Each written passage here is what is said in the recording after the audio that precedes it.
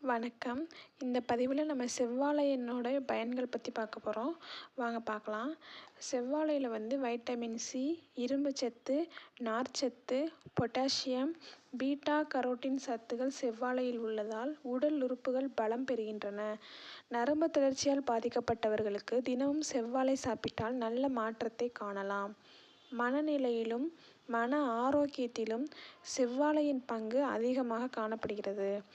செவ்வாழைப்பழம் சாப்பிட சிறந்த நேரம் காலை 6 மணி.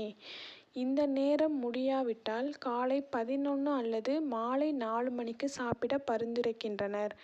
மேலும் உணவுக்கு பிறகு செவ்வாழைப்பழம் சாப்பிடுவதை தவிர்க்க வேண்டும். சரும ஜொலிப்பிற்கு உதவும் செவ்வாழை உடலுக்கு ஆற்றலை வழங்குவதோடு சருமத்தையும் பளபளப்பாக வைத்திருக்க உதவியாக இருக்கும். செவ்வாழைப்பழம் சளி ஏற்படுத்தாது. ஆனால் சிலருக்கு அதன் குளிர்ச்சியால் சளி உணர்ச்சி வரலாம். இதை தவிர்க்க குளிர்ந்த நேரங்களில் செவ்வாழை சாப்பிடுவதை தவிர்க்கவும். கர்ப்ப காலத்தில் இரத்த சோகைக்கு ஆளாகாமல் இருக்க கருவுற்ற தொடக்கம் முதலே ஹீமோகுளோபின் அளவை அதிகரிக்கும் உணவில் கவனம் செலுத்த வேண்டும். செவ்வாழை இரும்புச்சத்து கொண்டவை. கர்ப்பிணிகள் செவ்வாழை எடுத்துக்கொள்ளும் போது அது அவர்களது ஹீமோகுளோபின் அளவை அதிகரித்து இரத்த சோகை வராமல் தடுக்கிறது.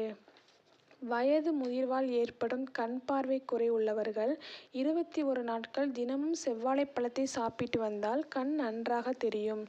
பல் வலி, பல் அசைவு போன்ற பல வகையான பல் வியாதிகளையும் செவ்வாழைப்பழம் குணமாக்கும். நெஞ்செரிச்சலால் கஷ்டப்படுபவர்கள் தினமும் செவ்வாழை சாப்பிட்டு வந்தால் சரியாகிவிடும். நன்றி.